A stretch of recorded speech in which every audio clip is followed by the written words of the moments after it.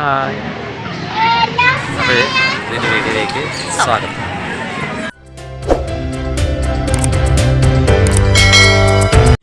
കൂട്ടുകാരെ, ഇന്ന് നമ്മൾ പരിചയപ്പെടുത്തുന്നത് വീടിനകത്തും പുറത്തും ഒരുപോലെ ഭംഗിയായി വളർത്താൻ പറ്റിയ ഒരു കിടിലൻ ചെടിയെക്കുറിച്ചാണ് കേട്ടോ. ഇത് ഇൻഡോറായും ഔട്ട്ഡോറായും വളർത്താൻ പറ്റുന്ന ബ്രൊമീലിയൻ എന്ന് പറയുന്ന ഒരു പ്ലാന്റാണ്. ഇത് 168 ഇനം വെറൈറ്റീസ് ഉണ്ട്. അതിൽ ഒരു വെറൈറ്റി മാത്രമാണ് നമ്മൾ നിങ്ങൾക്കായി കാണിച്ചു കൊണ്ടിരിക്കുന്നത്. ഇതിൽ ഇതേ ഇനത്തിൽപ്പെട്ട 168ഓളം ഇനങ്ങളുണ്ട്. ഓക്കെ, നമുക്കപ്പോൾ ഇതിൻ്റെ ഡീറ്റെയിൽ ഒന്ന് കേട്ടാലോ. നമ്മുടെ ഈ ചെടിയുടെ ഇലകളുടെ ഭംഗി നിങ്ങൾ കണ്ടോ? ഇതിൻ്റെ ഏറ്റവും വലിയ പ്രത്യേകത എന്തെന്ന് വെച്ചാൽ അതാ ഈ വെള്ളം സംഭരിക്കാൻ കഴിവുള്ള ആ കപ്പ് കണക്കുള്ള ആ പ്രത്യേകതയാണ് കേട്ടോ. എന്ന് പറഞ്ഞാൽ അത് വെള്ളം വളരെ നല്ല രീതിയിൽ ശേഖരിച്ച് വയ്ക്കുകയും അതിൻ്റെ ആവശ്യത്തിനായിട്ട് തന്നെ ആ വെള്ളം ഉപയോഗിക്കുകയാണ് സാധാരണ ചെയ്യുന്നത്. ഇത് ബ്രൊമിലിയാഡ് ഇനത്തിൽ പെടുന്നതാണെങ്കിൽ തന്നെ അതിൽ നിയോറേഗിലിയ എന്ന് വരുന്ന വിഭാഗത്തിൽപ്പെടുന്ന വരകളുള്ള വിഭാഗത്തിൽപ്പെടുന്ന ഒരു ബ്രൊമിലിയാഡ് പ്ലാന്റാണ് കേട്ടോ. ഇത് നമുക്ക് ഞാൻ പറഞ്ഞായിരുന്നല്ലോ, ഇൻഡോർ പ്ലാന്റായും ഔട്ട്ഡോർ പ്ലാന്റായിട്ടൊക്കെ ഉപയോഗിക്കാൻ പറ്റുന്നതാണ്.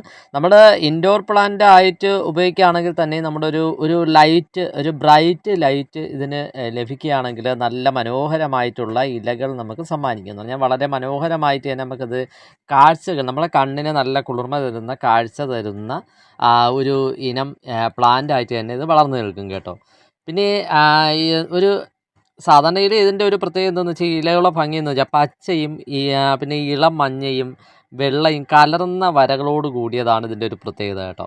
അത് ഒന്ന് നിങ്ങളത് കണ്ടു നോക്കിയാൽ ഇത് ഒരു ഷെയ്ഡ് ഇനത്തിൽ പെടുന്ന വരകളും എന്ന് പറഞ്ഞാൽ ഇത് ഒരു മിക്സഡ് ആയിട്ട് എല്ലാ വരകളും മിക്സായിട്ടാണ് ഇതിൽ വന്നിരിക്കുന്നത്. അത്രയും ഒരു പ്രത്യേകത ഉള്ള ഒരു പ്ലാന്റാണ് നിങ്ങൾ ഈ കണ്ടുകൊണ്ടിരിക്കുന്ന ബ്രൊമിലിയാഡ് പ്ലാന്റ് കേട്ടോ. സൂര്യപ്രകാശം നേരിട്ട് കിട്ടുന്ന സ്ഥലങ്ങളിൽ ഈ ചെടി വയ്ക്കാൻ പാടില്ല കേട്ടോ. അപ്പം ഇതിന് ലൈറ്റ് ഇഷ്ടമാണ് എന്ന് വെച്ച് ഡയറക്റ്റ് കിട്ടുന്ന സൂര്യപ്രകാശത്തേക്കാൾ ഇൻഡയറക്റ്റ് ആയിട്ട് കിട്ടുന്ന പ്രകാശമാണ് കേട്ടോ ഈ ചെടിക്ക് ഏറ്റവും നല്ലത്. അങ്ങനെയുള്ള സ്ഥലങ്ങളിൽ വേണം ഈ ചെടി നടാനായിട്ട് കേട്ടോ. പിന്നെ നമ്മുടെ ഇതിൽ പറഞ്ഞല്ലോ 168ഓളം വെറൈറ്റീസ് ഉണ്ടെന്ന്. അതിൽ പലതും പല കളർ ഉള്ളതാണ്. റെഡ് ഉണ്ട്, യെല്ലോ ഉണ്ട്, വൈറ്റ് ഉണ്ട്, പിന്നെ ഇതുപോലുള്ള ഷെയ്ഡുകളുണ്ട്. എല്ലാ പ്ലാന്റിലും ഷെയ്ഡ് വരുന്നതും ഉണ്ട്.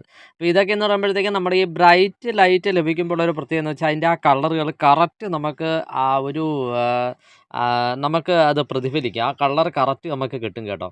പിന്നെ ഈ ഒരു ചെടിയുടെ പ്രത്യേകത എന്താണെന്ന് വെച്ചാൽ ഇതിൻ്റെ സെൻറ്റർ ഭാഗം റെഡായി ചില പ്രദേശങ്ങളിൽ നമ്മളത് നട്ട് വയ്ക്കുമ്പോഴത്തേക്ക് ഇതിൻ്റെ ആ സൂര്യൻ്റെ ആ ഒരു ബ്രൈറ്റ് ലൈറ്റൊക്കെ ലഭിക്കുകയാണെങ്കിൽ അത് സെൻറ്റർ ഭാഗം നല്ല റെഡിൽ നിൽക്കും. ഇത് നമ്മൾ പുറം ഭാഗത്ത് നമ്മുടെ സാധാരണ ഓപ്പൺ ഗാർഡനിൽ നിൽക്കുന്ന പ്ലാന്റ് ആയതുകൊണ്ടാണ് നിങ്ങൾ ഈ പ്ലാന്റിനെ ഇങ്ങനെ കാണുന്നത് കേട്ടോ. പക്ഷേ ഇത് ഇങ്ങനെ അല്ല. ഇത് സാധാരണ നമ്മൾ ഇൻഡോർ പ്ലാന്റായിട്ടൊക്കെ ഉപയോഗിക്കുകയാണെങ്കിൽ ഇതിൻ്റെ കളർ ചേഞ്ച് ആവാറുണ്ട്.